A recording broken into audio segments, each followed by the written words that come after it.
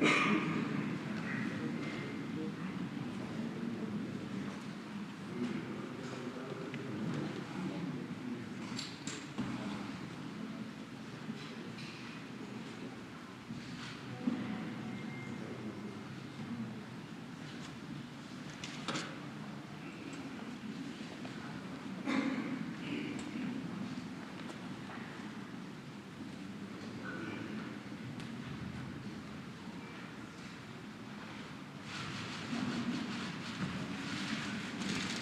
días.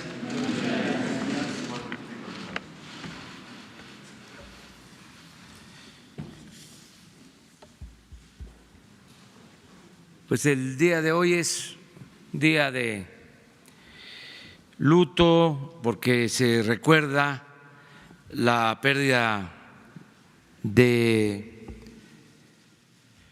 la vida de niños, bebés de la guardería ABC en Hermosillo, 49 niños, 106 heridos, y por eso vamos a informar a los mexicanos sobre este asunto, este hecho lamentable que conmovió y sigue todavía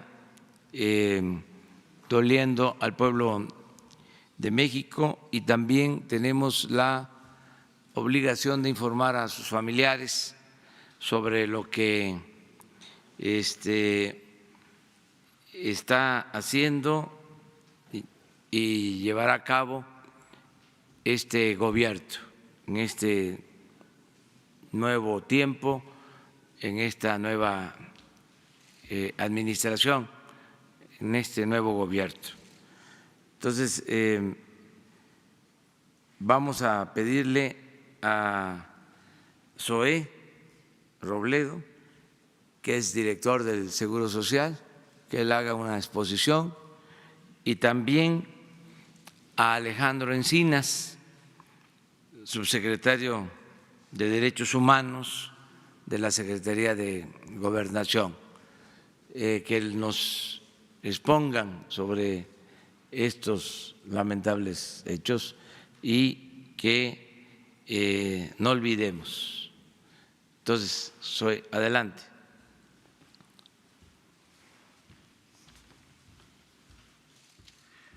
Con su permiso, señor presidente, muy buenos días a todas y a todos.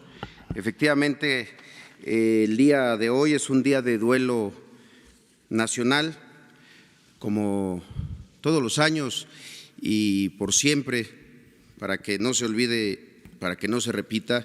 La bandera se izará media asta en todas las dependencias públicas. Hay 4 temas adicionales y muy puntuales que quisiera informar que llevará a cabo el Instituto Mexicano del Seguro Social. Uno, se va a realizar un simulacro simultáneo en las 1,416 guarderías del IMSS a las 10 de la mañana. En segundo lugar, se están reanudando, acelerando las obras del nuevo Centro de Atención Inmediata para Casos Especiales, el CAICE, allá en Hermosillo, Sonora. Es un centro que tiene por objeto apoyar y garantizar la atención de las necesidades médicas, físicas y emocionales a las que tienen acceso 1,023 familias afectadas directa e indirectamente por el siniestro del 5 de junio de 2009. Hoy este CAICE tiene un avance del 79%, sin embargo, ya tendría que haber estado al 100%, debería de haber iniciado su operación en marzo de 2018. Se está haciendo todo para acelerar, firmar el último convenio para la nueva fecha y poderlo tener ya en funcionamiento en los próximos meses.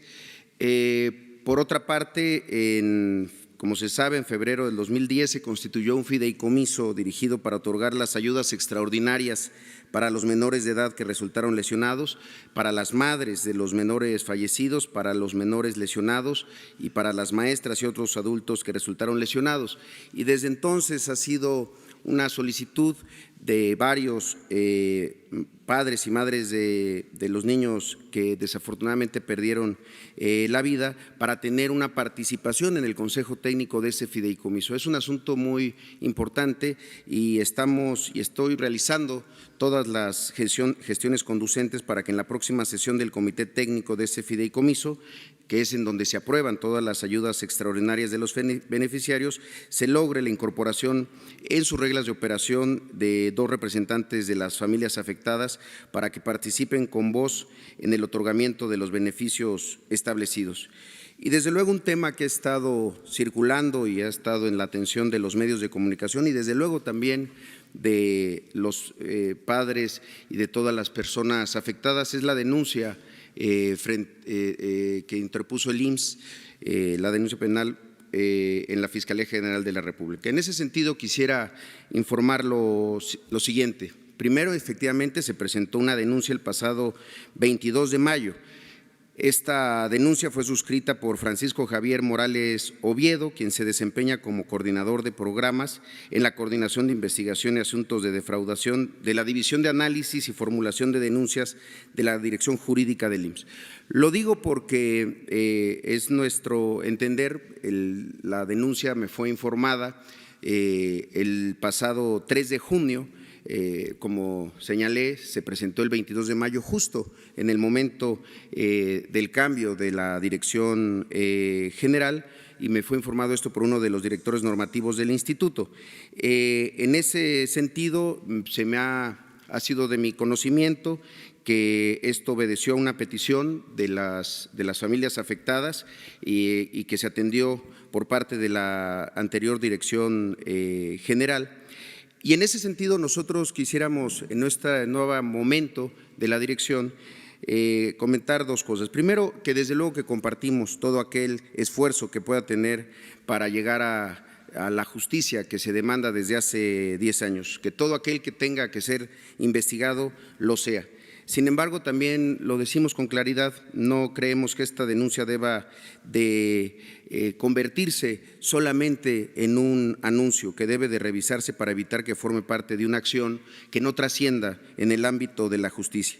Y por eso soy de la opinión que debe de fortalecerse tomando en cuenta el que yo considero que es el esfuerzo más destacable que se ha realizado, el que realizó justamente la Suprema Corte de Justicia de la Nación y que se plasmó en este proyecto de sentencia del caso de la guardería ABC, que en su momento presentó el hoy presidente de la Corte, el ministro Saldívar.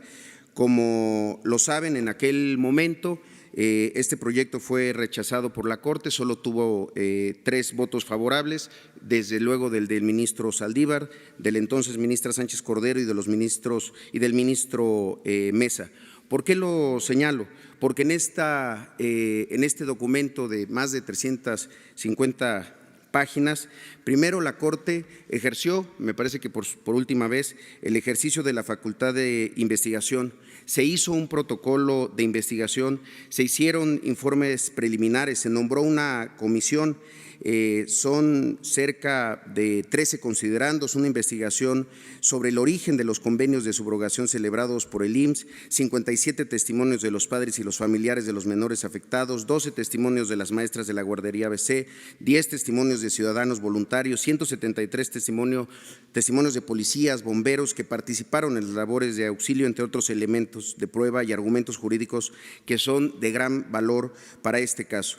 En ese sentido es que debe valorarse si el exgobernador Burs es el único que pudiera ser incluido en la denuncia. Por eso se requiere de un ejercicio de la mayor responsabilidad. En su momento fueron señalados 18 funcionarios de los 3 órdenes de gobierno, el federal, el estatal y el municipal, y después otros adicionales 7 más. Por eso estaremos muy atentos del trámite que establezca la Fiscalía General de la República para ratificarla y en su caso también reforzarla y también ampliar la denuncia. Entonces, en ese sentido estaremos muy pendientes de las siguientes acciones de la Fiscalía General de la República. Por mi parte sería todo, señor presidente.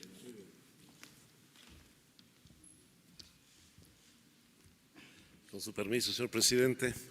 Bueno, como es del dominio público, el señor Presidente de la República nos ha instruido a la Secretaría de Gobernación, al Instituto Mexicano del Seguro Social, para atender a los padres, a las madres, a los familiares de todas las víctimas de esta terrible tragedia en la guardería ABC. Y hemos establecido los contactos y compromisos iniciales para lograr una solución definitiva a este asunto, atendiendo las preocupaciones, las demandas de los familiares, siempre poniendo por encima el derecho y el interés fundamental, el interés legítimo de la infancia para resolver este problema. A lo largo de estos 10 años, los padres han adoptado distintas formas de organización y de representación legal, las cuales reconocemos plenamente están en su derecho, y estamos en la búsqueda de una solución equitativa, igualitaria, justa, para que se dé satisfacción no solamente a los niños, sino también a los familiares que fueron afectados por esta tragedia. Por eso hemos venido desahogando algunos temas que se habían incluso judicializado. El caso de algunos amparos que se presentaron como recursos ante la falta de resolución de la Comisión Ejecutiva de Atención a Víctimas, las cuales estamos en proceso de cumplimiento. En su mayoría, a mediados de este mes, serán cumplimentadas en su totalidad, esperando la resolución de algunos procesos que todavía se encuentran dentro del proceso judicial, pero asumimos el compromiso de que las resoluciones y la posición que adoptará el Gobierno federal siempre será en atención a las víctimas y en el ejercicio plenos de sus derechos. Hay otros temas de carácter procesal que se están llevando, como el recurso, la queja que presentó un grupo de padres y madres de familia de la guardería ABC ante la Comisión Interamericana de Derechos Humanos. Esperamos que en esa ruta podamos avanzar hacia una solución amistosa. Es un proceso que ya tiene varios años y que no queremos que se prolongue mucho más, y en caso de alcanzarse tendrá que ser en igualdad de condiciones para todos, pues no debe haber criterios diferenciados entre la atención que se dé a las víctimas de esta tragedia. Hay algunos otros temas que tenemos que desahogar, como ya lo ha señalado aquí el director del Instituto Mexicano del Seguro Social. Por supuesto, la disculpa pública, que a solicitud de los padres de familia será hasta que alcancemos un acuerdo de fondo, la construcción de un memorial, la restauración del memorial que actualmente existe y que está abandonado, pero mantendremos, como lo ha indicado el señor Presidente de la República, la comunicación con los representantes legales y los padres de familia para tratar de alcanzar en muy corto plazo una solución que lamentablemente e injustamente se ha prolongado a lo largo de una década. Es cuanto, señor Presidente. Bueno, esta es la información que tiene que ver con este hecho lamentable de niñas, niños fallecidos en la guardería. Vamos, si ustedes no tienen por ahora nada que preguntar sobre este tema, o les propongo que Alejandro nos explique también sobre dos asuntos vinculados con derechos humanos. Uno del acuerdo de Chenaló y el otro el de la libertad a quienes estaban injustamente presos. Bueno, afortunadamente el día de ayer se suscribió un pacto de no agresión que va a marcar un hito muy importante en la región, en esta región de los Altos de Chiapas, que es un acuerdo entre las autoridades constitucionales y las autoridades tradicionales de los municipios de Aldama y de Chenaló. Este es un proceso, un conflicto que se ha prolongado a lo largo de más de 4 décadas, que en los últimos meses trajo consigo el homicidio de 34 personas, una tensión muy fuerte entre las comunidades, pero la voluntad política expresa de las comunidades para llegar a un acuerdo de paz y reconciliación ha sido determinante. El día de ayer se suscribió, por primera vez se sentaron en la mesa después de muchos años estas autoridades y se firmó un pacto muy concreto en donde no solamente se reconoce la necesidad de crear las condiciones de paz y reconciliación en la región, sino buscar los mecanismos que nos permitan reconstruir el tejido social y las condiciones para que, respetando a sus ancestros, como ellos mismos lo señalaron el día de ayer, se encuentre con inteligencia, con sabiduría, los instrumentos que permitan tolerancia, respeto, reconocimiento a la diversidad. Este programa es el inicio, es un pacto que inicia las condiciones para la restauración de la paz en esta región del estado de Chiapas. Vendrá acompañado de acciones muy puntuales que van, por ejemplo, el acuerdo que se adoptó el día de ayer para permitir la libertad de tránsito a través de 2 rutas que ligan a ambas comunidades que estaban cerradas, cada una por una comunidad respectivamente, hasta todos los apoyos en materia humanitaria, de atención de los servicios de salud, de implementación de todos los programas sociales del gobierno federal, el apoyo de las brigadas juveniles con proyectos especiales de integración de los jóvenes al desarrollo de la región, el establecimiento de un plantel de la Universidad Benito Juárez en esta región de Aldama y de Chenaló, que van a construir, a facilitar esas condiciones de paz. Tenemos que reconocer la buena voluntad y los buenos oficios del gobierno del estado, tanto el gobernador de Chiapas, Rutilio Escandón, como el secretario de Gobierno, Ismael Brito, que han ayudado mucho en este proceso, como sucedió anteriormente en el municipio de Amatán, cuando después de una lamentable confrontación que trajo también muertes trágicas en esta región, logramos un acuerdo político para la conformación de un consejo municipal. Han sido una instrucción, una encomienda particular del presidente de la República el generar las condiciones de paz y reconciliación en muchas regiones del país, y esperemos que este pacto, que hoy inicia este proceso de transición en esta región de Chiapas, sea un ejemplo que podamos replicar en otras regiones donde prevalece confrontación entre comunidades y pueblos indígenas. Y el segundo tema que queremos referirnos el día de hoy, que es muy importante, continuando con estos actos de justicia, como son la liberación de defensores del territorio y de los recursos naturales que lamentablemente se encuentran presos en muchas cárceles del país. Queremos presentar, les vamos a pedir a los compañeros de la comunidad de Salazar del Estado de México nos puedan acompañar aquí con el presidente de la República para hacer la presentación, toda vez de que el pasado jueves 23 de mayo fueron liberados 6 de los defensores del territorio de la comunidad de Salazar en el Estado de México, que se encontraban presos en el Centro de Readaptación Social de Santiaguito, allá en Almoloya de Juárez, en esa entidad. Esa liberación fue el resultado de un proceso en donde la propia juez resolvió que la causa penal por la que se encontraban ellos detenidos no era consistente, no había elementos suficientes de prueba, y obtuvieron su libertad incondicional sin ningún cargo. Ellos son los compañeros Fermín Esquivel Rojas, Miguel Ángel Vilchis García, Yuriko Maribel Becerril, de Yanira Becerril Villavicencio, Beatriz Pérez Flores y Cudberto Vilchis Garza, en donde han obtenido su sentencia absolutoria. Vamos a continuar con estos procesos de paz y de justicia para defender a quienes indebida, injustamente han sido detenidos. Este caso tiene que ver con la defensa de 217 hectáreas de bosque y tierras comunales que pretendían favorecer a particulares, pero que muy dignamente ellos han defendido, incluso con el costo de la pérdida de su libertad, y hoy se les hace justicia. Creo que alguien quería hacer un comentario, por favor.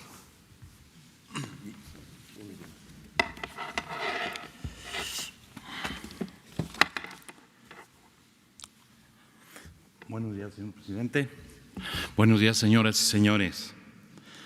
Al pueblo de México, a las defensoras y defensores de derechos humanos, a las comunidades que nos tendieron la mano, al gobierno federal, a los medios de comunicación, agradecemos el espacio que se nos ha otorgado en esta conferencia a fin de hacer pública la lucha que ha llevado mi comunidad de Salazar para el reconocimiento de la propiedad de las tierras y la injusticia que padecimos como defensores de nuestro territorio, ya que fuimos criminalizados bajo la complicidad de altos intereses económicos y políticos.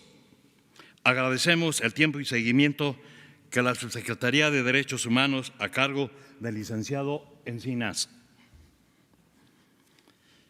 brindó a nuestra lucha social y atender el reclamo de justicia, todo ello bajo el encargo del compromiso de campaña que realizó el señor presidente Andrés Manuel López Obrador de liberar a todos los presos políticos. Gracias. Yo soy Cuthberto Vilches García, representante propietario de bienes comunales de la comunidad agraria de Salazar. Salazar es un pueblo que forma parte del municipio de Lerma, en el Estado de México.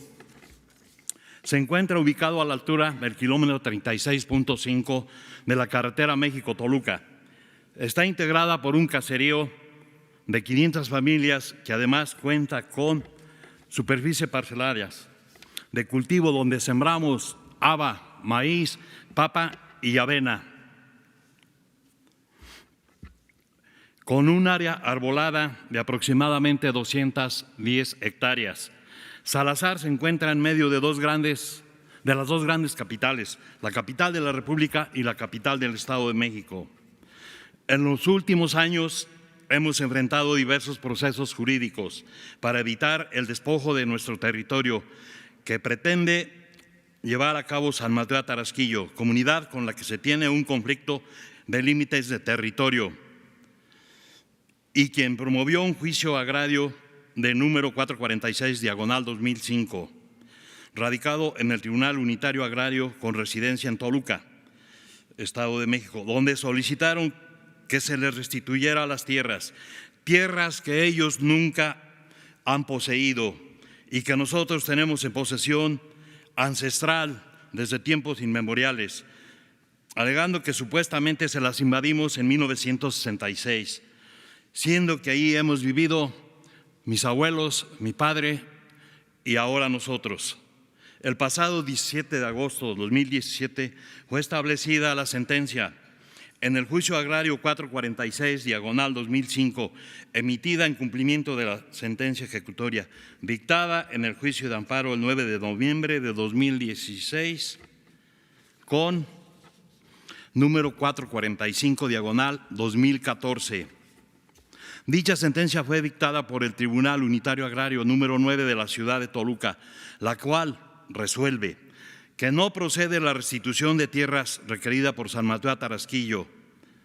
Se me reconoce la personalidad jurídica como representante comunal propietario de la comunidad agraria de Salazar.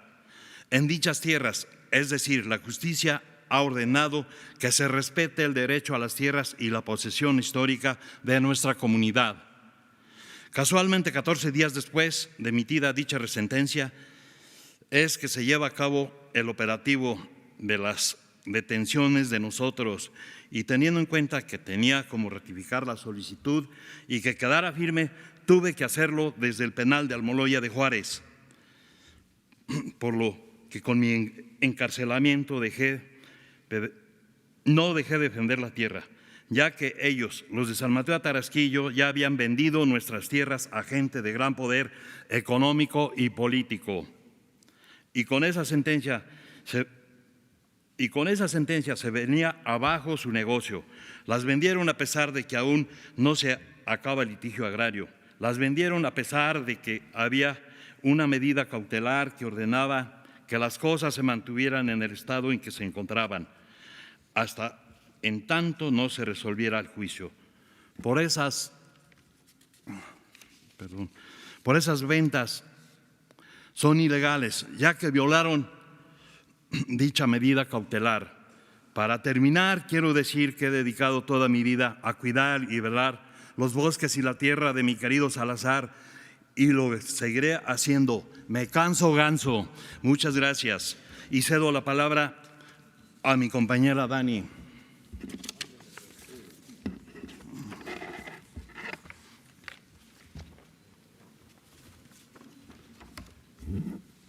Buenos días. Mi nombre es Daneira Quiquey Becerril Villavicencio, y hace aproximadamente 1 año 10 meses la tranquilidad de nuestra comunidad fue violada. A las 2 de la madrugada del 31 de agosto del 2017 mediante un operativo que el Gobierno del Estado de México armó con más de 1,000 elementos de la Policía Ministerial, Policía Estatal, granaderos y militares, que con exceso de violencia y fuerza policial desmedida saquearon y destruyeron las casas y las que entraron, incluso algunas hicieron detonaciones con sus armas de fuego para amedrentar a nuestros familiares, encañonando y asustando a nuestros hijos menores de edad, que a la fecha tienen secuelas psicológicas. Aquello fue una pesadilla. Esa noche detuvieron con lujo de violencia, peor que a unos delincuentes. No nos presentaron órdenes de aprehensión. Al ingresar a nuestras casas, incluso pensábamos que se trataba de un secuestro o desapariciones forzadas de mis compañeros Beatriz Pérez Flores, Yuriko Maribel Becerril Villavicencio, quien no estuvo presente el día de los hechos imputados, Francisco Ceballos Vargas y Fermín Esquivel Rojas, Cudberto Vilchis García y Miguel Ángel Vilchis García, Miguel Ángel Vilchis Zarza y a su servidora. E iban por uno más, Librado Vilchis García, pero a él no lo lograron detener. Cabe señalar que a nosotros nunca se nos aplicó el principio de una presunción de inocencia, violando nuestros derechos humanos. No supimos la razón de nuestra detención sino hasta la primera audiencia, en la que se nos vinculó injustamente a proceso con una medida cautelar excesiva de prisión preventiva, bajo el número de la carpeta 1146-2017. Ahí supimos de los delitos que se nos fabricaron: robo con violencia, lesiones y privación ilegal de 3 personas, derivados de un evento que había ocurrido un año atrás, el 30 de septiembre del 2016, cuando intentaron despojarnos de nuestras tierras con armas de fuego. El día de los hechos, el supuesto abogado Mario Alberto de León Venegas contrató a varias personas para tomar posesión de nuestro terreno. De Salazar, él se presentó como apoderado del ejido de San Mateo Tarasquillo y apoderado de los supuestos compradores de la tierra de la comunidad de Salazar. De los hechos acontecidos este 30 de septiembre del 2016, se levantaron 2 denuncias ante el Ministerio Público de Mario Alberto de León Venegas, que culminó con nuestra detención, y la de nuestros compañeros Miguel Ángel Vilchis García, por despojo, daños de bienes y disparo de arma de fuego, de la cual del día de hoy no hay ningún seguimiento por parte de esa autoridad. Reiteramos el agradecimiento a nuestro presidente Andrés Manuel López Obrador, así como la disposición y el apoyo de la Secretaría de Gobernación, encabezada por la doctora Olga Sánchez Cordero, y a la subsecretaria de los Derechos Humanos, dirigida por el licenciado Alejandro Encinas, y de manera particular al licenciado Neptalí Granados, quien analizó y acompañó y apoyó nuestro caso. Yo soy Salazar y por tierra y libertad. Gracias.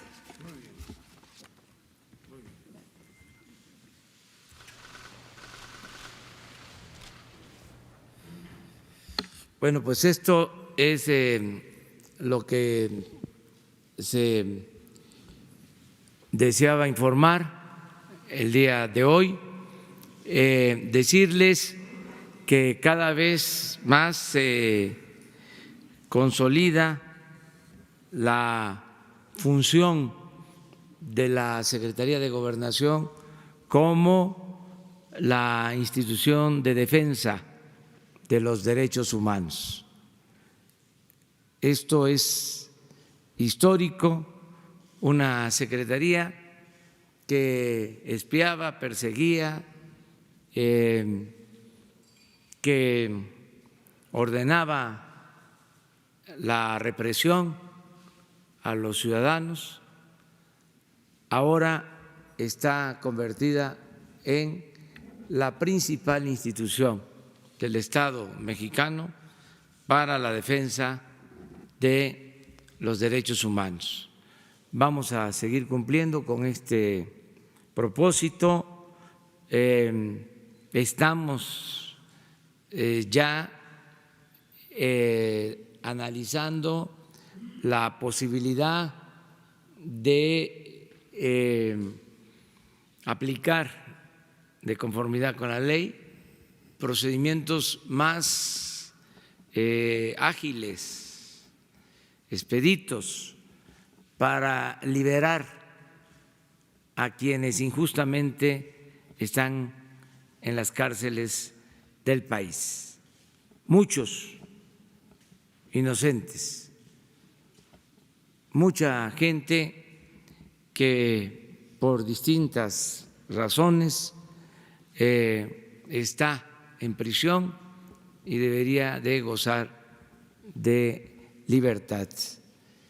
Los trámites que se tienen que hacer para liberar a quienes están en las cárceles son muy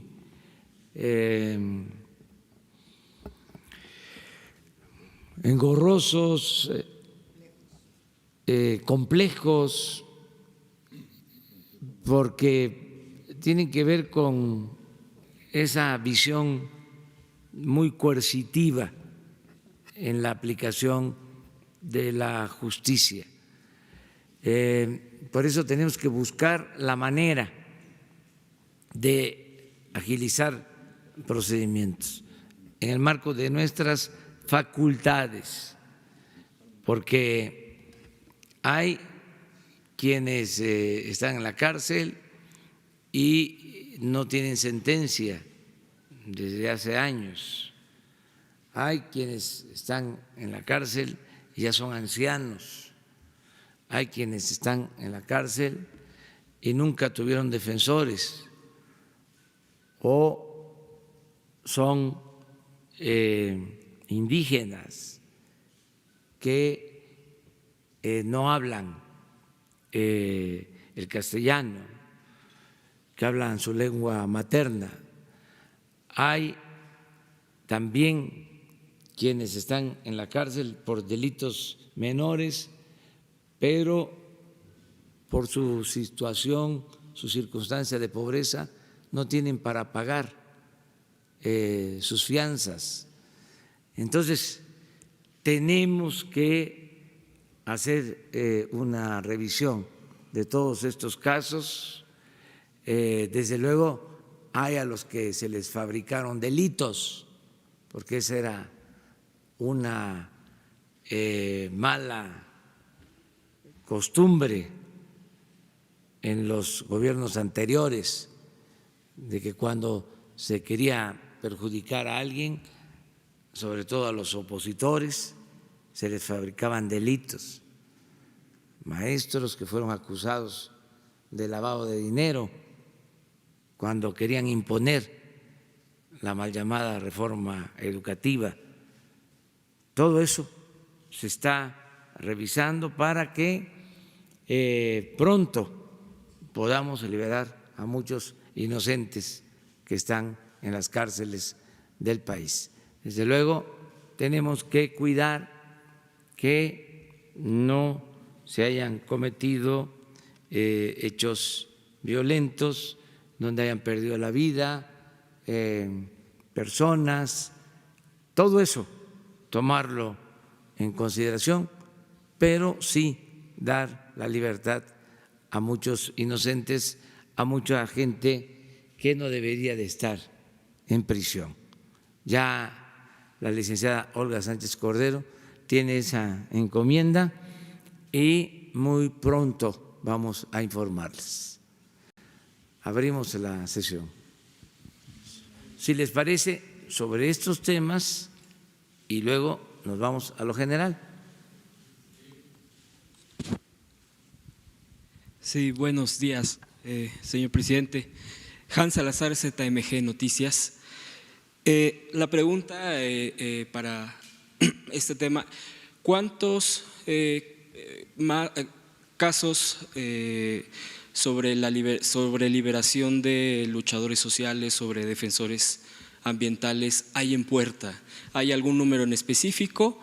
¿Qué casos son los que ahorita se tienen en lo inmediato? Sería mi primera pregunta. Sí, creo que Alejandro tiene información. Aprovechando el viaje y reconociendo el trabajo de Neftalí, que ha ayudado mucho. Bueno, hasta ahora tenemos ya logradas 31 libertades, creo que es muy importante, y estamos en el desahogo de todas las solicitudes de revisión de casos en donde se nos han presentado expedientes y fichas muy concretas. Claro, hay que analizarlo, como señala el señor presidente, de manera muy puntual, pues también tenemos problemas de presos políticos y otros de políticos presos, que no es lo mismo, o gente que cometió delitos y se quiere presentar como gente que fue violada de sus derechos humanos. Estamos analizando 538 casos en particular, que en la primera revisión consideramos que hay elementos de injusticia, de violaciones a su proceso, de detenciones indebidas, de declaraciones obtenidas incluso bajo tortura, y por supuesto vamos a seguir en cada uno de estos casos haciendo la revisión exhaustiva en coordinación en lo que se refiere a delitos que se les imputaron del fuero común con las autoridades locales, las fiscalías, y aquí sí hacemos un llamado a los gobernadores de los estados, a los fiscales en las entidades federativas para que coadyuven en el desahogo de la revisión de sus expedientes, como lo estamos haciendo también en el caso de la Fiscalía General de la República, en donde tenemos en puerta la revisión de algunos expedientes para que a través de la figura de desistimiento puedan obtener su libertad gente que está injustamente detenida. Segunda pregunta, con el tema de la guardería ABC, el caso de hace 10 años, hay una querella que ya se ha mencionado y se ha confirmado por parte del director del IMSS en contra del exgobernador de Sonora. ¿Hay más en puerta, más querellas en puerta por este caso, concretamente contra autoridades que fueron en su momento y pues pueden ser responsables sobre el tema de la guardería ABC? ¿Qué otras acciones concretas y si va a haber reunión, si ha habido reuniones con los padres y familiares de este lamentable hecho de la guardería ABC?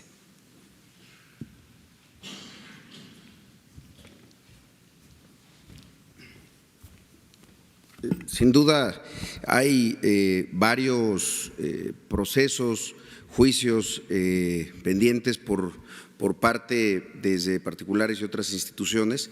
Sin embargo, en este caso particular a la que mencionaba es la que fue presentada específicamente por el instituto. Incluso en febrero hubo una misiva por parte del entonces director general al ministro Saldívar, presidente de la Suprema Corte de Justicia de la Nación, justamente para pedir que se agilizaran este tipo de juicios, aunque no detallaba el número ni la, digamos, el estatus de avance de este proceso. Aprovecho para comentar justo sobre el tema de las reuniones. Justamente comentábamos con la secretaria Sánchez Cordero y con el subsecretario Encinas que a estas reuniones que ya se han llevado a cabo por parte de la Subsecretaría de Derechos Humanos de Gobernación, nuestra intención es sumarnos en esta nueva etapa para poder continuar dialogando con todos los padres de familia. Hay un tema que es muy importante, que es el restablecimiento de los servicios subrogados, de los servicios médicos subrogados para los familiares. En ese sentido, el compromiso es seguir revisando a plenitud y caso por caso y de manera exhaustiva. No puede haber aquí pretextos, no puede haber aquí regateos de ninguna naturaleza, porque lo último que se pretende en esta Dirección General del IMSS es agraviar a quienes ya fueron víctimas y que tienen un dolor muy grande y lo peor que podría ocurrir es seguir teniendo una actitud que pudiera considerarse de agravio. Entonces, en ese sentido, las reuniones las vamos a continuar en ese mismo proceso que ya se había iniciado en conjunto con la Secretaría de Gobernación. Yo soy de la opinión que lo ideal es poderlo hacer allá en Hermosillo, Sonora. Gracias. Yo quiero aquí dejar claro algo. Miren, yo conocí de cerca este lamentable hecho porque llevo muchos años recorriendo el país y hace 10 años, una semana antes, 10 días antes de esta tragedia, estuve en Hermosillo y luego, desde luego, regresé a Hermosillo varias veces, a Sonora y a todo el país. En ese entonces, cuando sucede esta tragedia lamentable, habían elecciones para gobernador y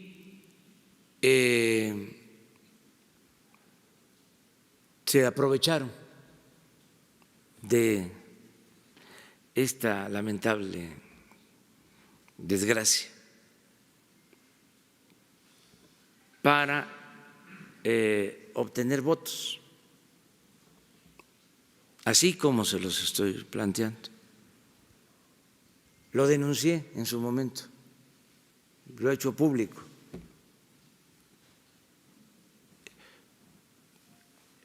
La desgracia llevó a castigar al partido que estaba en el gobierno y triunfó el partido opositor, que había tomado la bandera de que iba a haber justicia. Llegaron al gobierno y se olvidaron. Entonces, ahora que el director general del Seguro me informa de que se presentó una denuncia en estos días, él mismo me manda una nota diciéndome de que hay que tener cuidado de que no vaya a suceder de que se trate de una denuncia formal de una farsa que no esté bien sustentada o que sea para salir del paso o por cuestiones del aniversario. Y eso no lo podríamos hacer. Entonces, hoy en la mañana analizamos el asunto y, desde luego, se mantiene la denuncia, pero se va a reforzar para que se tengan todos los elementos. Como todavía no se ratifica, al momento que la Fiscalía llame a la ratificación, se van a presentar muchos más elementos, más pruebas, para que se haga una investigación seria y haya justicia. Aquí se habló de una resolución que se llevó a cabo a partir de una investigación de la Suprema Corte de Justicia y en aquel entonces se desechó lo que se proponía. No quiero suponer nada, no quiero entrar en conjeturas, pero sí puedo decirles que ahora no hay impunidad. Es decir, que nunca el presidente ni ningún servidor público del Ejecutivo va a orientar sobre una resolución que tenga que ver con la impartición de justicia. Entonces, se inicia un proceso que la autoridad competente resuelva. Eso lo quería dejar de manifiesto, para que se tengan todos los elementos, como también decir que no se trata de acusar por acusar o de que haya venganzas o que haya consigna. No, ser justos también significa el que se aplique la ley, que no se retuerza la aplicación de la ley. No porque se presente una denuncia del Ejecutivo ya quiere decir que se va a sentenciar a los presuntos responsables. Eso corresponde a los jueces, corresponde a, en este caso, a la Fiscalía General y al Poder Judicial. Y nosotros ser respetuosos, pero sí no ocultar ninguna información, presentar todas las pruebas y que la autoridad competente resuelvan, y el compromiso de no tener injerencia, de no dar línea en favor ni en contra, sino que se actúe con justicia. Eso es lo que… Gracias, presidente. Aprovechando que está aquí la secretaria y en estos temas de cambios, yo quisiera preguntarle qué tan difícil ha sido llevar a cabo este cambio en la dependencia, que como bien el presidente ha señalado, pues antes se regañaba, ¿no?, de cambiar esta lógica de dar una nueva imagen a la secretaría, y al presidente preguntarle, el secretario Durazo ha dicho que ya en los próximos días van a empezar a mandar los elementos a diferentes estados como Guanajuato, Michoacán, Jalisco. Preguntarle cuál es su expectativa respecto a la capacidad táctica y los resultados de la primera generación de los elementos, hablando de este tema de seguridad, de que se quiere evitar más de este tipo de presos políticos. Yo creo que las dos, ¿no? Bueno, lo primero, ¿qué tan difícil ha sido? Nada difícil, porque todos los que integramos la Secretaría de Gobernación estamos convencidos de la protección de los derechos humanos, y además el presidente nos ha dado una instrucción muy clara y muy precisa, porque él mismo es el primero que está convencido en la protección y la garantía de todos los derechos humanos. Así que ha transitado muy suave, porque pues tanto yo en lo personal como por supuesto el equipo de colaboradores que me acompaña, principalmente el subsecretario de Derechos Humanos, pues está comprometido con los derechos humanos de toda la población, y en todos los casos hemos tratado de ir hasta las últimas consecuencias para hacer justicia, que dicho sea de paso, pienso que el clamor más importante de la población, de toda la población en nuestro país, es precisamente un clamor de justicia. Y entonces en esto nos estamos abocando. ¿La segunda pregunta? Bueno, comentaba si el presidente nos podía dar su opinión, su expectativa sobre la capacidad táctica y los resultados que pueda generar la primera generación de estos elementos de la Guardia Nacional, que ya el secretario Durazo señaló van a ser desplegados en Jalisco, Michoacán y Guanajuato.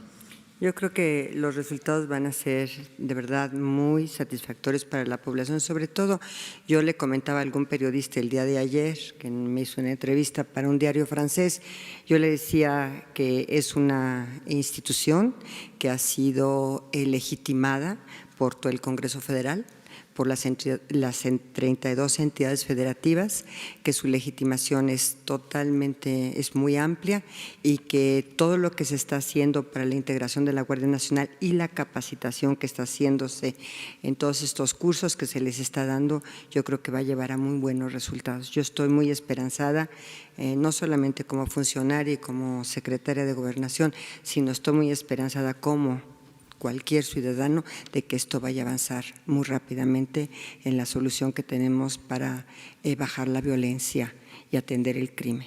Muchas gracias. Presidente, nada más para precisar, en el caso de la lucha contra la delincuencia, sobre todo con la bandera de huachicoleo, ¿qué opinión le merece estos datos que se dieron, principalmente que Guanajuato es uno de los estados que ha enfrentado esta problemática, la baja de homicidios, el tema de que se ha reforzado las fuerzas federales? ¿Qué opinión le merece esta disminución en ese estado que principalmente pues, usted le ha puesto principal ojo, ¿no?, en este combate? Sí, se ha logrado avanzar en algunos estados, en otros no. Esa es una asignatura pendiente, es un compromiso que tenemos con los ciudadanos, el que se avance para que haya paz y tranquilidad en el país, pero todavía no estamos satisfechos. Estamos trabajando todos los días. Se está avanzando en la integración de la Guardia Nacional. Tenemos mucha confianza en que al integrarse la Guardia y tener elementos en todas las coordinaciones territoriales del país, vamos a disminuir la incidencia delictiva, porque no había nada, siempre lo digo, estaba desprotegida la gente, en estado de indefensión. Y ahora se va a tener esta Guardia Nacional, pero es un proceso, se están en efecto capacitando, formando los elementos. El día 30 de este mes se inicia formalmente y se va a ir consolidando, fortaleciendo, porque se está reclutando a más personal y al mismo tiempo se les está capacitando en derechos humanos, en el uso adecuado de la fuerza para que no se cometan arbitrariedades. Es un proceso, pero ya vamos a contar con esta Guardia Nacional. Es imaginar así, aunque sea en términos muy esquemáticos, de que se tenía al Ejército y a la Marina alrededor de 300,000 elementos de estas dos instituciones tan importantes, y no se podía, de acuerdo a la Constitución, utilizar a estos 300,000 elementos para las tareas de seguridad pública. Entonces, ahora no así, por eso hablo en términos muy generales. Pero ahora, de acuerdo a la Constitución, se podrían utilizar todos estos elementos con su profesionalismo, con sus instalaciones, con la disciplina y también con su lealtad al pueblo y a la patria. No teníamos eso. Entonces ahora vamos a tener una Guardia Nacional y esto va a ayudar mucho, pero todavía es la asignatura pendiente. ¿Mande? Sobre el tema de la guardería. Sí. Ahora mismo están los padres afuera, preguntarles si no se les convocó para este tema y están solicitando una audiencia con usted, preguntarles si será posible que usted los reciba o qué pasaría en este. Ya se estableció comunicación con ellos. Alejandro tiene la respuesta. Bueno, por supuesto que seguiremos atendiéndolos directamente, el director del Instituto Mexicano del Seguro Social y un servidor. He hablado en distintas ocasiones con ellos y acordamos que la reunión con el presidente de la República podrá concretarse una vez que tengamos la agenda plenamente decidida para concretar los acuerdos. Sobre el tema.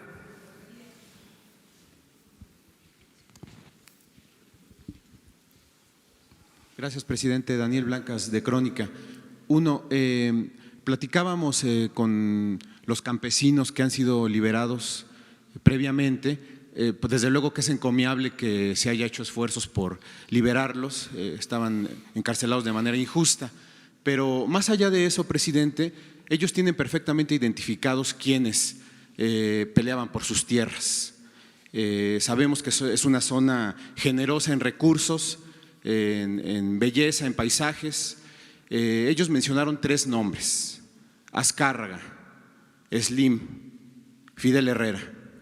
¿Qué va a hacer el gobierno federal para no solo que no solo se quede la situación en, digamos, que ellos abandonaran la cárcel, sino en castigar a los responsables de perseguir sus tierras? Eso es un tema. El otro tema, continuando con lo que dijo Sara, ¿qué pasa o qué pasa en el gobierno? ¿Hubo falta de comunicación, falta de tacto para que se dejara hoy, que es un día especial, afuera a los padres? Es decir, esta paradoja de que mientras aquí se está hablando de apoyar y respaldar a los padres, ellos están afuera gritando justicia y exigiendo justicia. Esa sería la segunda pregunta. Y la tercera para Zoé, que nos diga quién es el que dio la orden de hacer esta denuncia. Usted refería ya el partido que se vio beneficiado por cuestiones políticas en votos. ¿Fue el Germán Martínez quien dio la orden de presentar esta denuncia?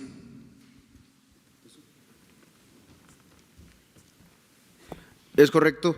Tuve comunicación ayer, he tenido mucha comunicación, incluso por el tema de la entrega-recepción. Cuando tocamos este tema, un día después de que yo tuve conocimiento de la denuncia, me manifestó que así era, que él tenía ese compromiso de hacerlo de esa manera y así lo realizó. En el caso específico del tema de Salazar, estos personajes no están involucrados, fueron muy claros ellos al identificar la empresa y las personas, los gestores que hicieron el intento de despojo de estas tierras. Y por supuesto el proceso jurídico seguirá, no solamente está el reconocimiento de ser los titulares de los derechos de posesión agrarios, sino también el reconocimiento de las autoridades, y ellos están en plena libertad de iniciar el proceso judicial contra quienes pretendieron este intento de despojo. Nos lo comentaron previamente a la conferencia, que había ese tipo de personajes atrás de este despojo de sus tierras. Las personas que usted mencionó no son ellas, no es Azcárraga, ni Slim, ni el hijo del ex gobernador de Veracruz, son otras personas. Con ellos no tenemos ahorita problemas, ellos ya tienen ahí sus edificaciones y no se han metido con nosotros ni nosotros con ellos, son otras personas, nada más que no los tenemos identificados, son otros de gran dinero que tienen ellos, pero con ellos no hemos tenido problemas ahorita con los 3 que usted preguntó. Muchas gracias. Entiendo que puede haber temor a represalias, lo entendemos y lo manejamos de manera ética desde el punto de vista periodístico, pero bueno, queda sobre la mesa este tema para que en todo caso el gobierno pueda darle seguimiento. Sí, gracias. Sobre eso último que acabas de decir, ¿Cuál represalia puede haber? Si mira, tienen el apoyo del presidente. Gracias, señor presidente. Bueno, es que ese fue el temor que nos externaron, que quizás ventilar estos nombres pudiera representarles No, somos libres, ¿sí? Y la libertad no se implora, se conquista. Así es, señor presidente.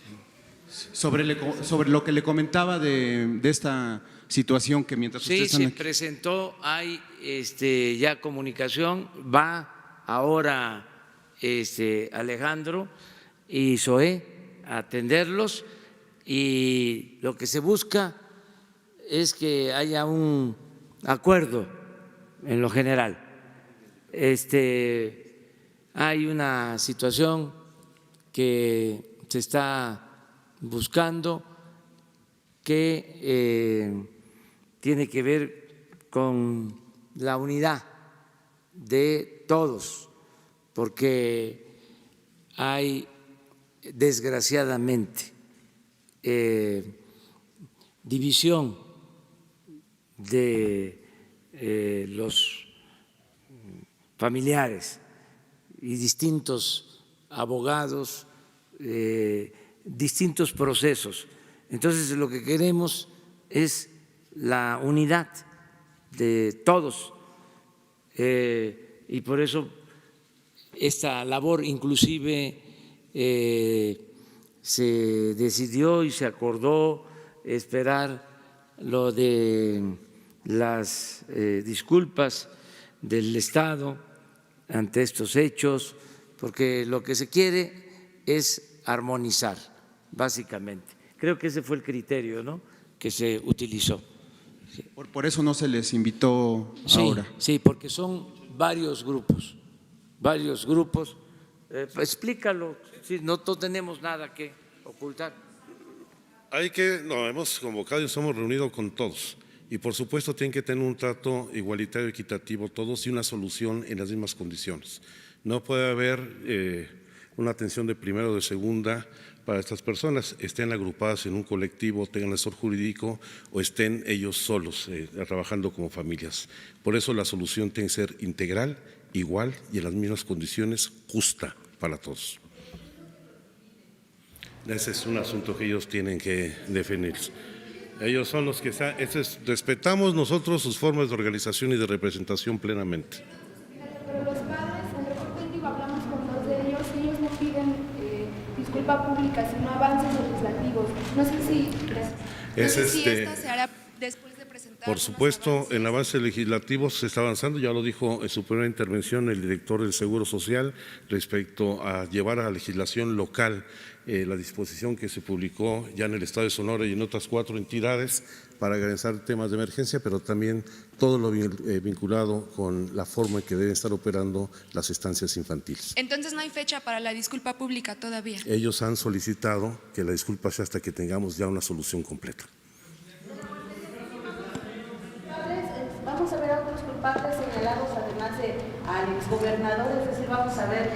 Gracias. Rocío Jardines de W Radio. Vamos a ver otros culpables también señalados, levantando denuncias serias también. Se ha hablado inclusive del expresidente Felipe Calderón y otras administraciones, el ex titular del IMSS. ¿A quiénes más vamos a ver también ya aplicándole la justicia? Gracias.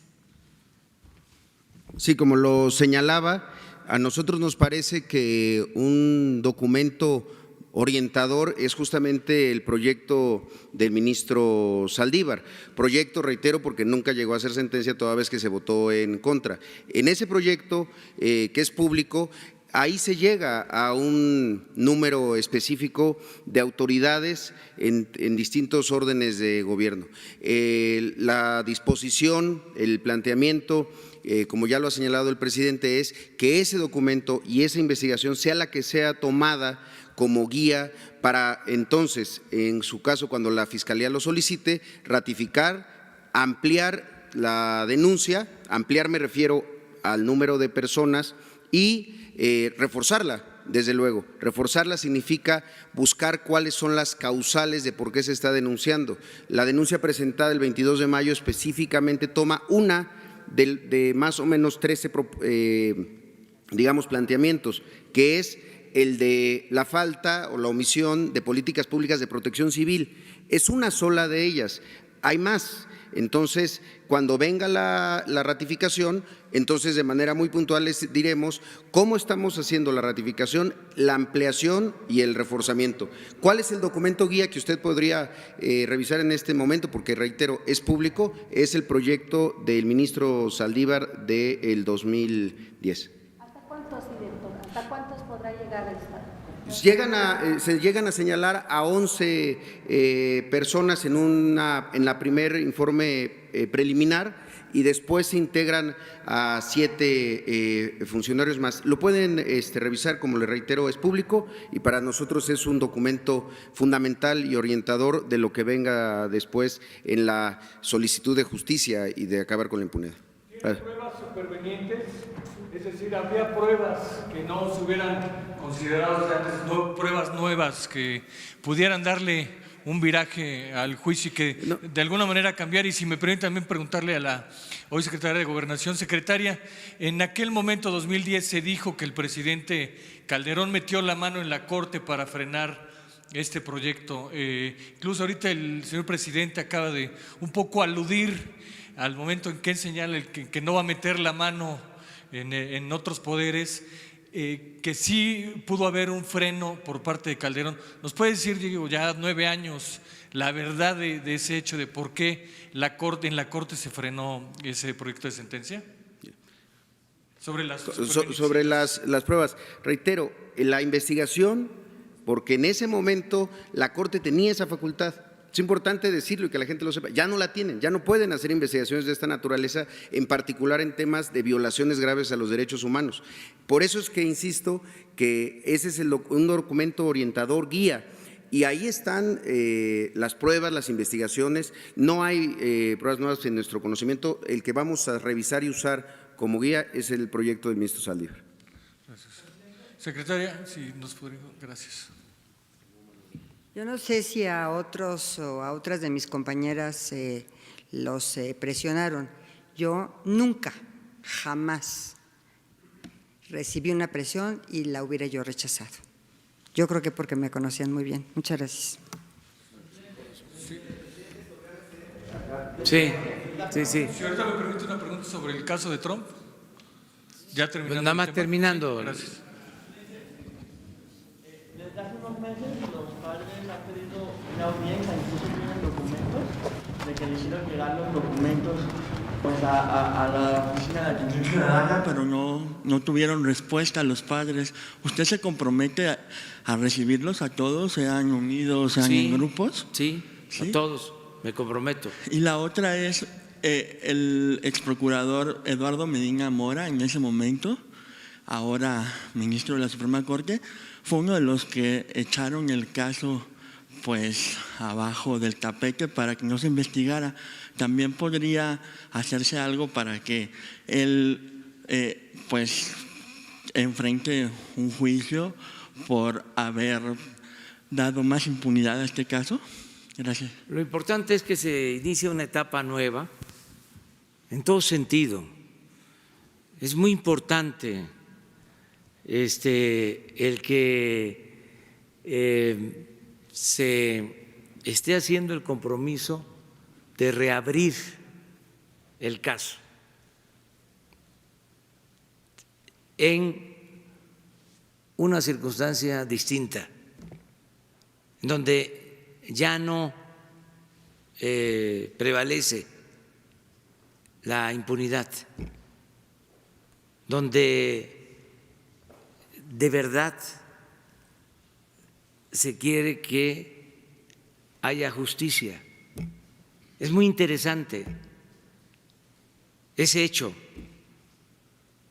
Podrán algunos tener dudas o no coincidir, pero de manera auténtica estamos inaugurando una etapa nueva y vamos al fondo todavía más. ¿Por qué se originaron estas desgracias? ¿Qué es lo que prevalecía como política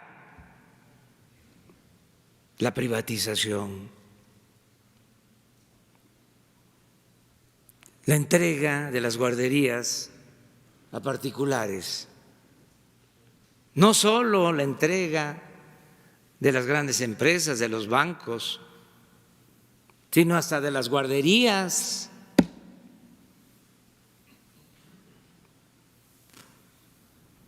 Esa política ya no, nunca más se va a volver a aplicar en el país.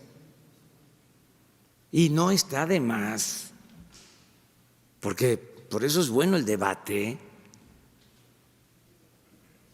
No está de más que se recuerde una decisión de los últimos tiempos,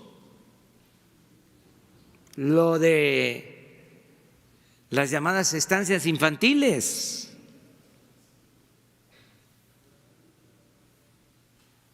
Pues es un diseño parecido. Imagínense, niñas, niños, miles en estancias infantiles,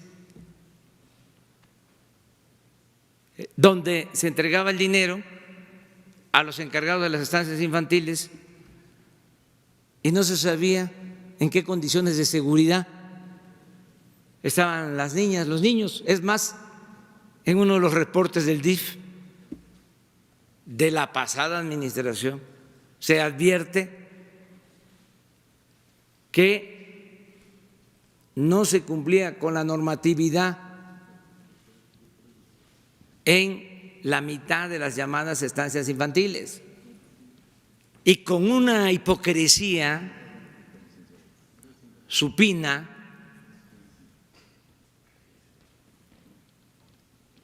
los conservadores, sus voceros, defendiendo lo de las estancias infantiles.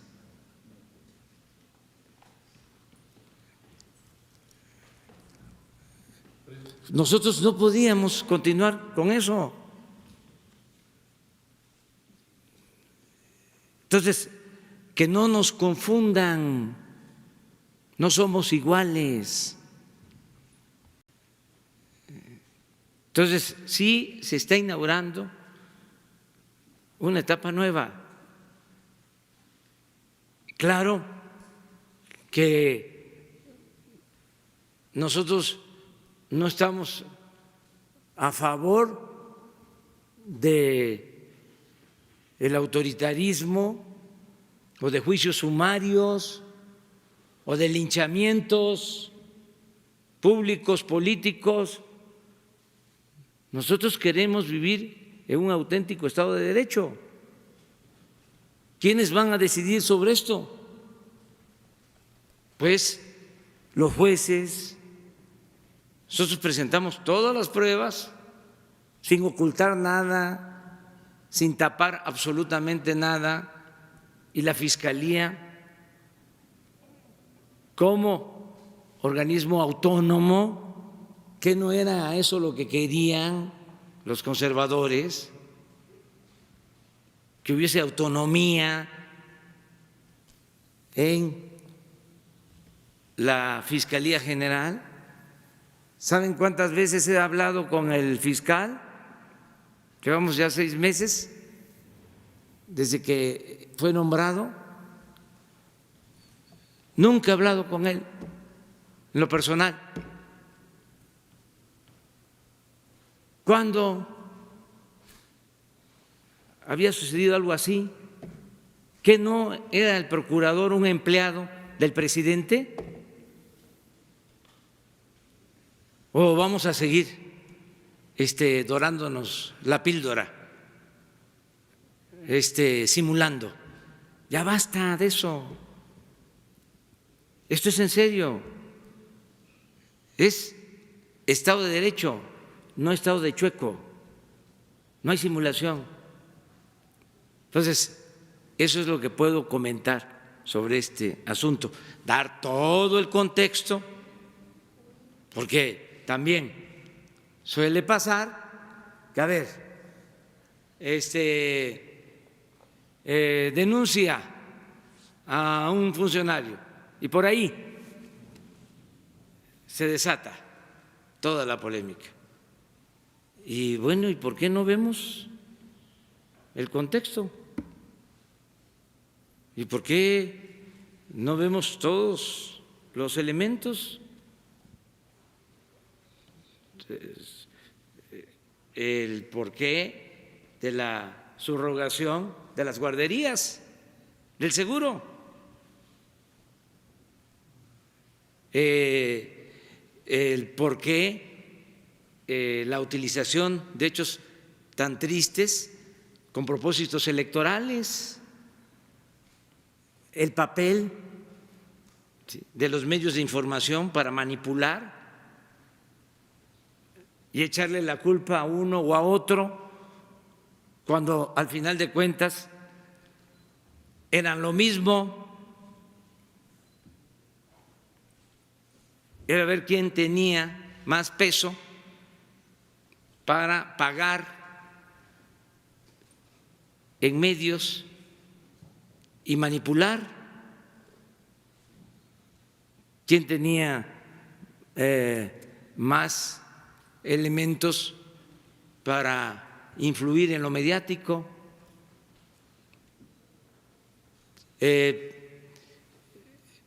La impartición de la justicia,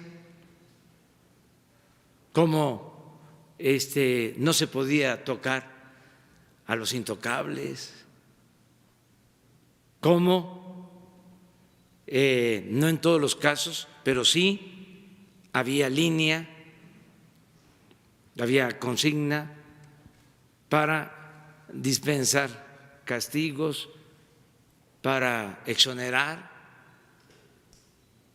Entonces, todo esto es muy interesante a partir de estos hechos. Y nosotros le mandamos un abrazo fraterno, cariñosísimo,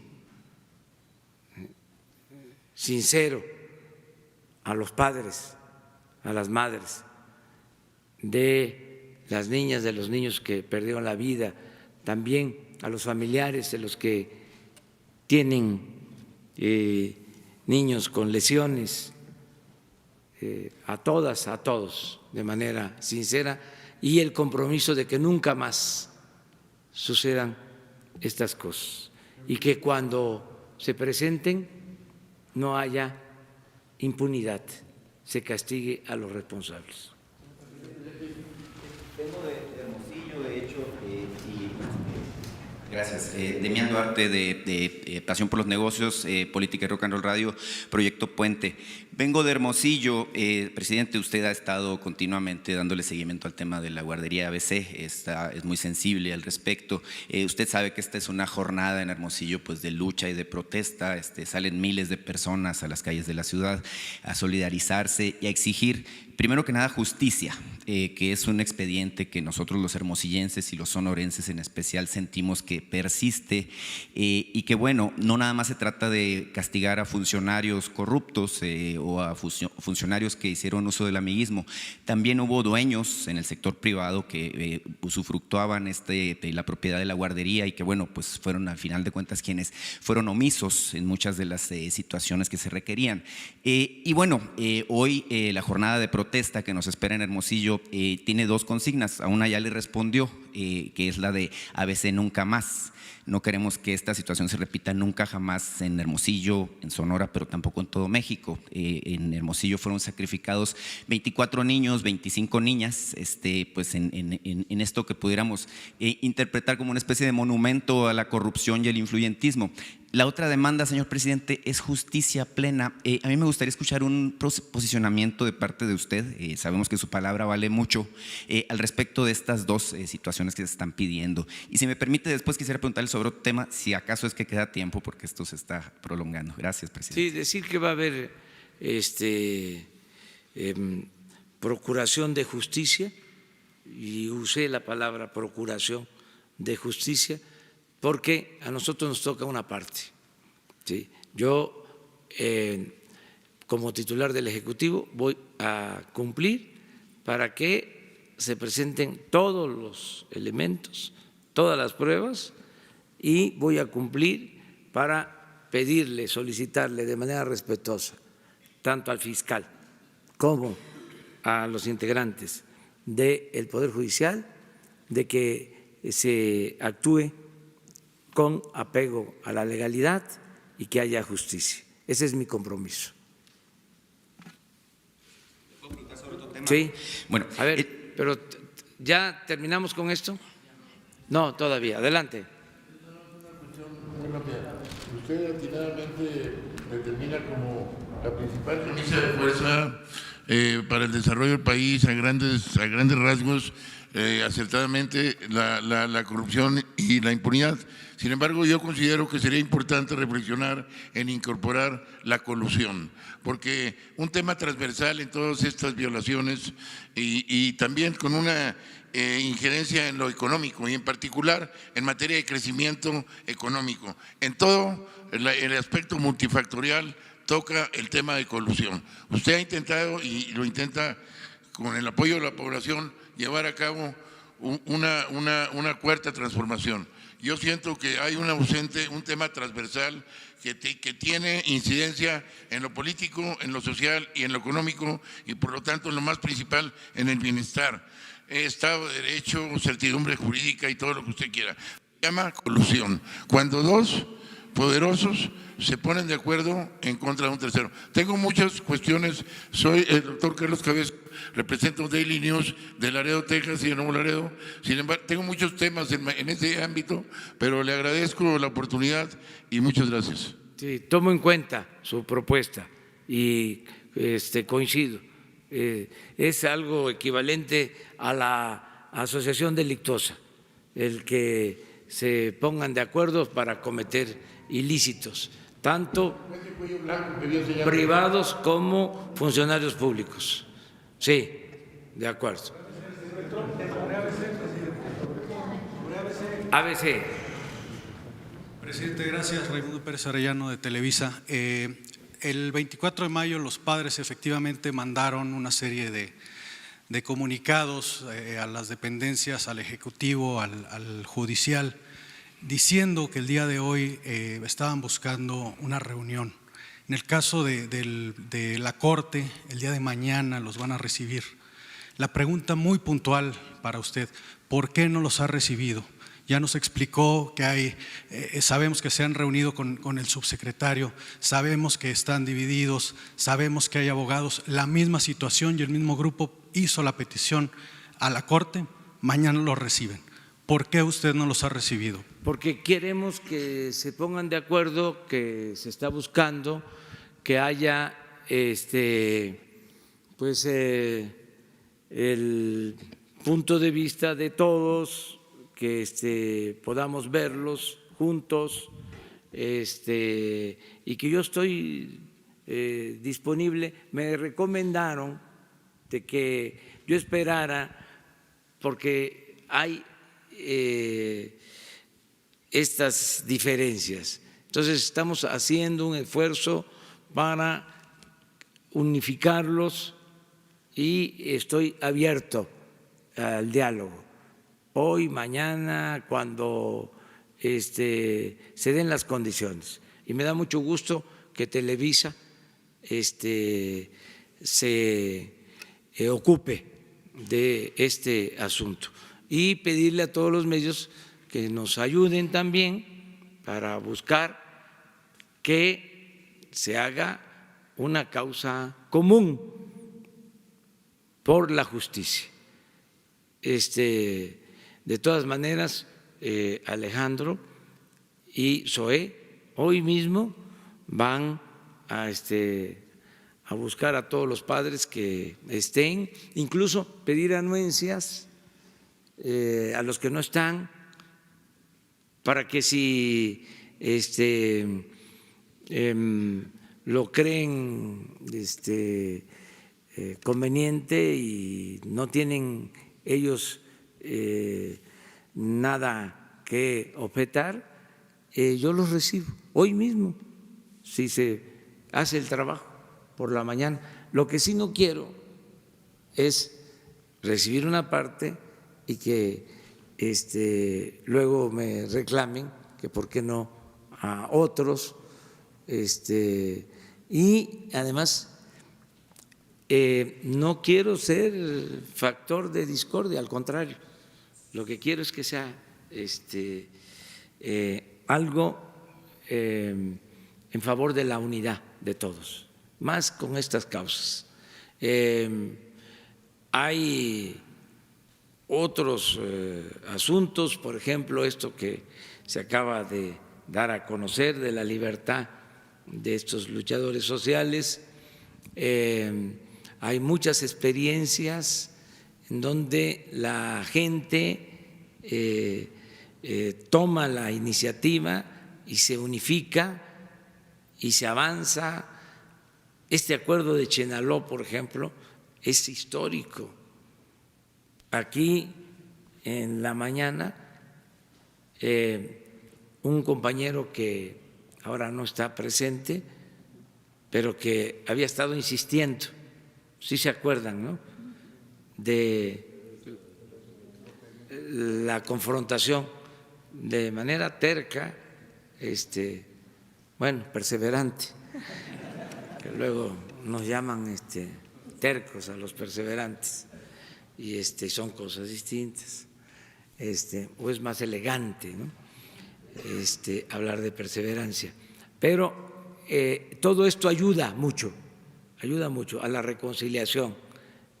Ayer mismo, por ejemplo, vinieron de una comunidad de Oaxaca, también por conflictos de límites y de confrontación entre comunidades, entre pueblos.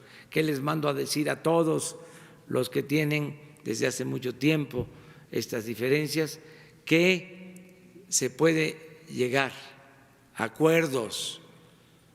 Me consta en Oaxaca de cómo se han resuelto problemas gravísimos entre comunidades por límites. Me ha tocado ver acuerdos de los hijos de quienes comenzaron diferencias entre comunidades, de quienes incluso perdieron a sus padres, a sus familiares, por esos conflictos de límites agrarios entre comunidades. Y luego los hijos de los finados de las dos partes se concilian. Yo por eso creo en el perdón, que lo he visto, que no es lo mismo conciliarnos cuando nada más nos insultamos a conciliarnos, cuando son conflictos de décadas y hay de por medio la pérdida de familiares y los hijos con una bondad extraordinaria, cercana a la santidad, aceptan firmar un acuerdo para vivir en paz con los vecinos de otras comunidades y se terminan los conflictos. Esto que les estoy diciendo es real, lo puedo documentar. Esto se da en nuestro pueblo. Es un pueblo con una inmensa bondad, el pueblo de México. Entonces, ¿qué digo? Nada de confrontación. Busquemos siempre la vía no violenta. Y lo de Chenaló es un ejemplo, y otros más Y en el caso de lo de la guardería, si se resuelve, yo voy a estar aquí todo el día. Tengo una agenda pues bastante concurrida, atareada. Voy a estar atendiendo varios asuntos, pero hay tiempo.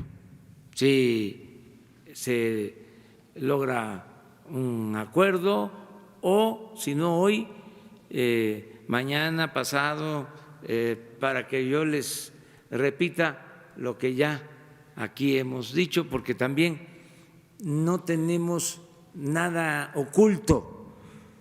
Lo que decimos aquí es lo que se ya analizó y se va a llevar a cabo.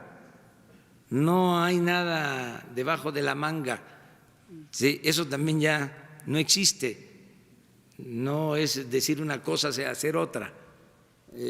Ya lo que les estamos diciendo en el caso de la guardería ABC, eso es, ya SOE sabe de que al momento de ratificar la denuncia se presentan todos los elementos, que no falte nada, ¿sí? Y que se pida que haya justicia, sea quien sea. No me gusta también eso, ese lema trillado, ¿no? El caiga quien caiga, ¿se acuerdan cómo decían? Caiga quien caiga, no me va a temblar la mano, la ley es la ley, ¿no? ¿Se acuerdan de todo eso? Faramaya, cuando estaban exactamente haciendo lo contrario. Bueno, seguimos. General, vámonos. Estados Unidos, hoy es el encuentro de las delegaciones, mejor dicho, de nuestra delegación con funcionarios del gobierno de Estados Unidos. Va a encabezar por parte de Estados Unidos el vicepresidente y Marcelo Ebrard es nuestro representante. Estamos optimistas, pensamos que se va a llegar a un acuerdo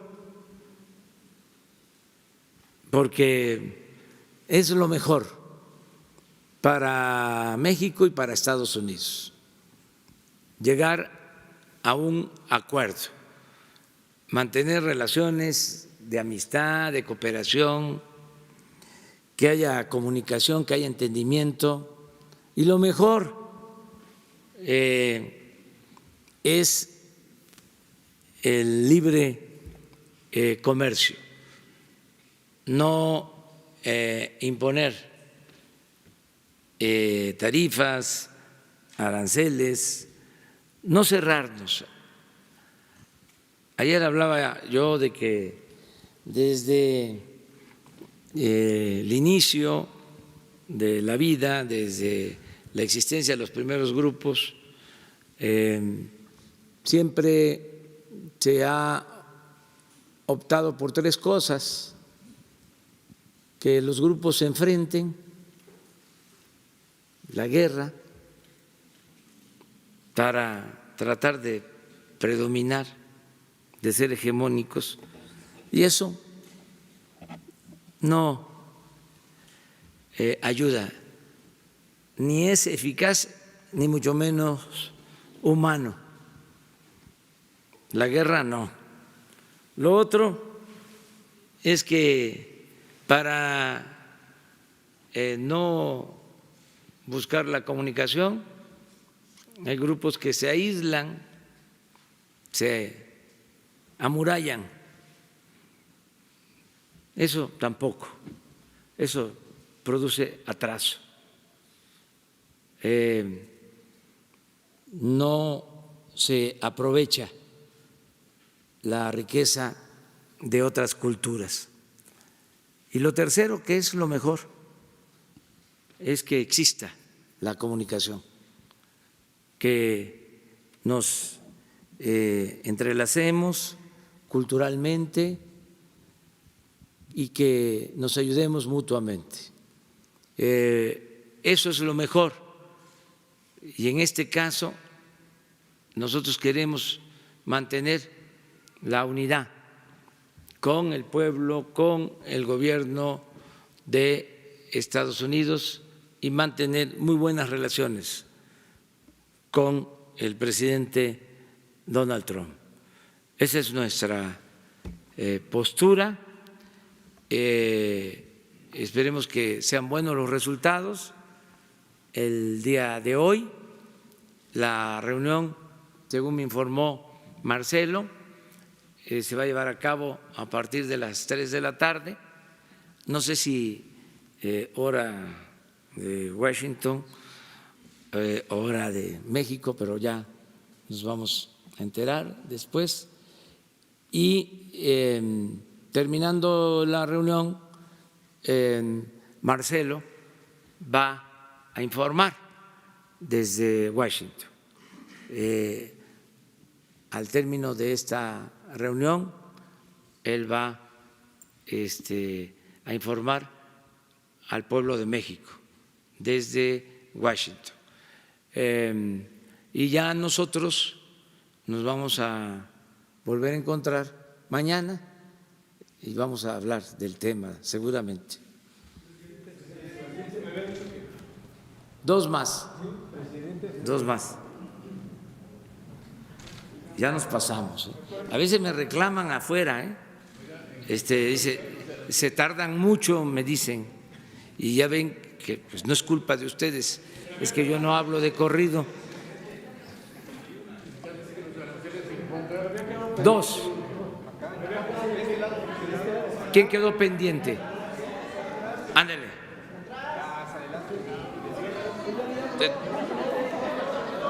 Gracias.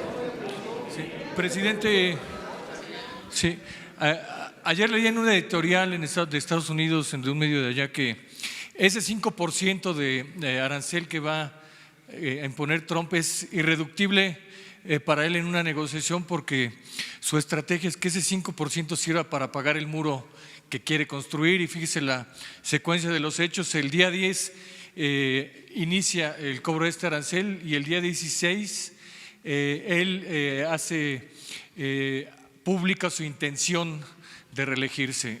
Eso es, por un lado, señor presidente. Este hecho comercial del 5% de arancel nos deja a México, evidencia que México tiene una extrema dependencia comercial de Estados Unidos, como usted ha planteado también en el tema energético, que importamos 600,000 barriles diarios de gasolinas, y de esos 600,000, creo que 95% vienen de Texas. Nos cierran la llave y no sé qué puede pasar en el país. En la parte comercial estamos también más o menos así. Tenemos demasiados huevos, si me permite la expresión, en la canasta de Estados Unidos. Presidente, ¿no es momento ya de con mayor fuerza mirar otros horizontes? Por ejemplo, abrirnos más a intercambio comercial con China, Arabia, Rusia, y que haya mayor inversión de ellos para que no dependamos tanto de los Estados Unidos. Esa sería la pregunta, señor presidente. Mire, es un tema que se está debatiendo mucho ya en México. Yo he estado escuchando lo de la posibilidad de diversificar nuestras relaciones comerciales lo más que se pueda. Es un tema que se está planteando. Tenemos que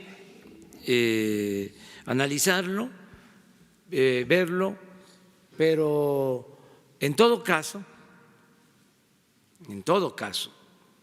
aunque se promueva mayor comercio, mayor intercambio en lo comercial, en acuerdos de inversiones con otros países, no abandonar la relación con Estados Unidos, siempre cultivar la relación con el gobierno de Estados Unidos. Esto es, si se optara por intensificar o hacer más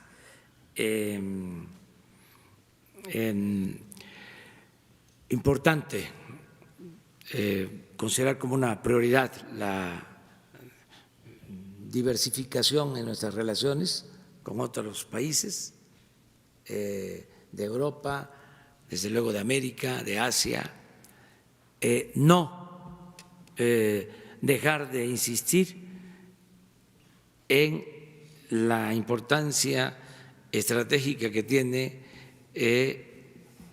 la vecindad con los Estados Unidos, la buena vecindad que debemos de tener con el gobierno de Estados Unidos. O sea, no optar por una postura radical o maniquea de uno u otro, sino ejercer nuestros derechos soberanos a tener relaciones comerciales, financieras con todos los países del mundo, relaciones de amistad con todos los países del mundo y al mismo tiempo cuidar la relación con Estados Unidos.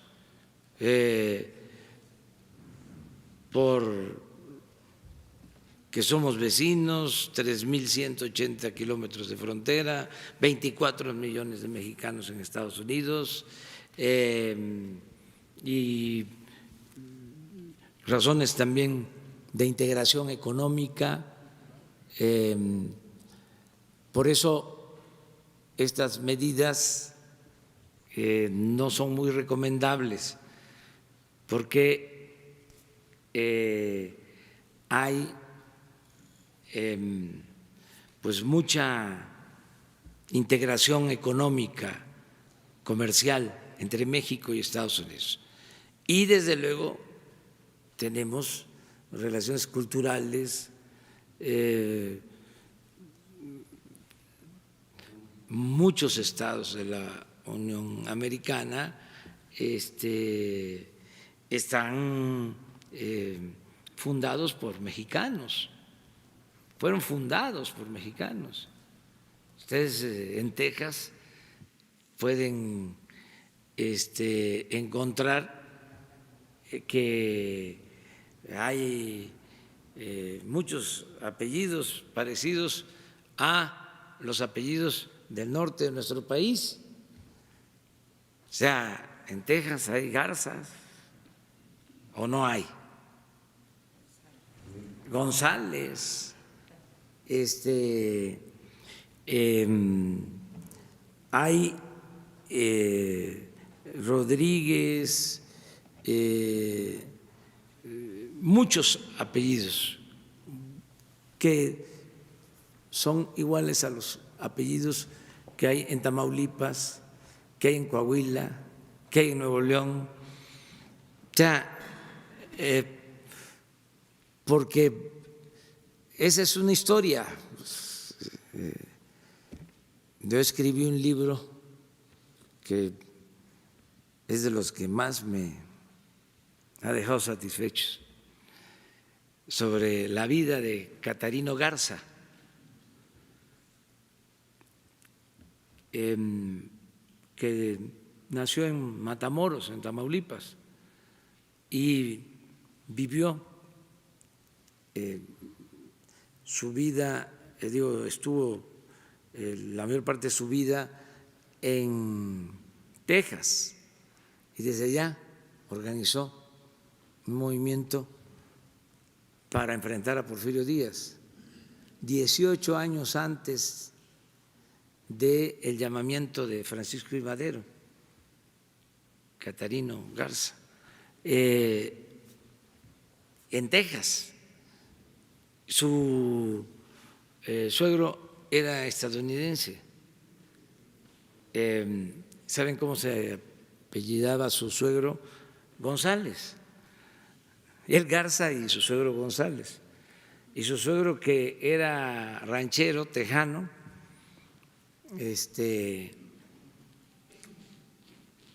que se sentía muy mexicano, a pesar de ser estadounidense, porque allá conmemoran la batalla del 5 de mayo, el triunfo de las fuerzas mexicanas en Puebla, en toda esa región. Bueno, su suegro lo financió para organizar su guerrilla estadounidense. Entonces son vínculos ahí muy estrechos. Texas, en California, pues ni hablar, en todos lados.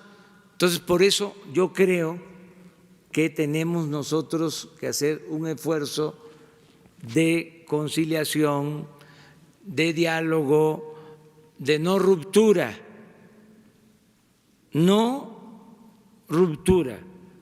con el gobierno de Estados Unidos. ¿Cuáles son los límites? Bueno, pues lo que tiene que ver con nuestra soberanía, la dignidad de nuestro pueblo, pero no actuar de manera impulsiva, nada de balandronadas, hasta si vamos a tomar una decisión, decirlo quedito, sin alzar la voz, con todo respeto, Presidente, ya no sobre pero con firmeza. Sobre el caso de la Iglesia de la Luz del Mundo, señor presidente, hace unas 3 semanas en Palacio de Bellas Artes se le rinde un homenaje al líder de esta iglesia, un homenaje para el cual la Secretaría de Cultura prestó o rentó el Palacio de Bellas Artes. Este hombre, Nason Joaquín, es detenido ayer en Estados Unidos por delitos graves. ¿Cómo queda su gobierno ante este hecho de que le prestó, le rentó a la Iglesia de la Luz del Mundo? Mire, no sé yo si se utilizó para hacerle un homenaje. Eso la vez pasada se estuvo deliberando. Lo que sí le puedo decir es que tengo mi conciencia tranquila, porque yo soy partidario del respeto y de la tolerancia. Entonces es lo que defiendo. Sí, es obvio que independientemente si se les rentó o no se les rentó el Palacio de Bellas Artes, no se sabía, al menos no tenía la autoridad información sobre lo que se conoció el día de ayer, y cualquier persona, cualquier ciudadano, cualquier asociación, ¿sí?, puede expresarse, manifestarse. Esa es la tolerancia, esa es la diversidad. ¿Qué dije y sostengo? Claro, me van a decir mis críticos, que respeto mucho, de que no hay comparación, pero hablé de cómo en 1954, tenía yo 1 año de haber nacido, en los funerales de Frida, en Bellas Artes, le ponen la bandera del Partido Comunista, está Diego, y por ese hecho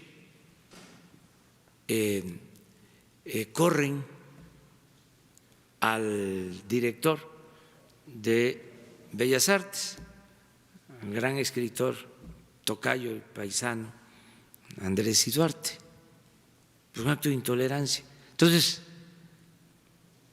puedo no estar de acuerdo con una persona, con un grupo, con una creencia, pero debemos de respetar. Entonces, eso fue lo que nos guió cuando se generó esa polémica. Y lo único que quiero es que se entienda pues el contexto y los tiempos, porque pues ahora nuestros adversarios puede ser que nos echen la culpa, pero también ni modo que nos preocupemos mucho por eso, porque está de moda. Vean las columnas, están cuestionándonos, ya se está volviendo deporte nacional, pero no pasa nada. Sí, señor presidente, gracias. Demián Duarte, de vuelta. Como usted dice, pues de los tercos es el mundo, ¿no? Entonces, preguntarle sobre otro tema de Sonora en particular. Nuestra economía, señor presidente, estamos apenas asomando la cabeza después de un periodo de 5 trimestres complicados. Tenemos la impresión de que es en parte gracias a una política económica sensata, como la que está impulsando su presidencia. Hay un detalle en la economía que nos tiene un tanto espantados. Hay una especie de emplazamiento a huelga general o a huelga masiva para el 8 de julio en Sonora de parte de sindicatos de 2,000 empresas en específico que llevarían al paro a 130,000 trabajadores, algo más grave que lo que ocurrió en Tamaulipas al inicio de su administración. El asunto es que son una serie de demandas que tienen que ver con instancias del gobierno federal. Aquí está el director del IMSS, por ejemplo, y se está reclamando que se rellenen 271 plazas de médicos especialistas. Sin embargo, también está el tema de Infonavit. Los trabajadores se quejan de que las tasas de interés que les cobran, y eso supongo yo que es generalizado en todo el país, son consistentemente más altas que las que cobra la banca comercial. Y también se habla de que Fonacot, del 12%, son las de Infonavit, por cierto, y las de la banca pues son del 9.5%. Fonacot cobra 28% cuando se supone que es un crédito pues para beneficio de los trabajadores. También por ahí los trabajadores están reclamando que no se les cobren pues los impuestos respectivos de ISR en temas de horas extras, reparto de utilidades, vacaciones. La pregunta, señor presidente, en específico sobre el tema es si hay una oportunidad de que intervenga Presidencia de la República a través de las instancias que le acabo de mencionar para que se resuelva de fondo esta situación y evitemos que una economía boyante como la de Sonora en crecimiento como es la nuestra pues pueda tener un traspiés de este tamaño. Y en la misma tónica, apenas el viernes hubo una serie de decisiones que tocaron a la Secretaría de Economía del Gobierno Federal. En específico, en el caso de Sonora, usted sabe, tenemos una economía que es altamente exportadora. Se generó un cuello de botella en la delegación, que ahora pues ya no es tal, de la Secretaría de Economía. Pedirle, por favor, señor presidente, a ver si es posible su intervención también en ese tópico para que se aligeren, válgame pues los trámites, porque sí hay ya miles acumulados y este paro o este cese de personal fue apenas el viernes. Gracias. Sí, vamos a evitar que haya paros, convenciendo a las partes de que es necesario el diálogo y que siempre hay opciones, siempre hay alternativas, siempre hay salidas. Estamos nosotros participando y les adelanto que vamos a proponer nuevas medidas para apoyar a los trabajadores en créditos que tienen con el Infonavit, por ejemplo. O sea, ahora sí que como se dice en el béisbol, esto no se acaba hasta que se acaba. Viene más en beneficio de los trabajadores y en beneficio de la economía de México. Y estoy seguro de que la economía va a crecer y van a seguir habiendo empleos y México, repito, se va a convertir pronto, muy pronto, en una potencia con dimensión social. Ya hasta ahí la dejo, la dejamos. Mañana nos vemos, sí, apúntense, y seguimos adelante, seguimos el diálogo. Muchas gracias.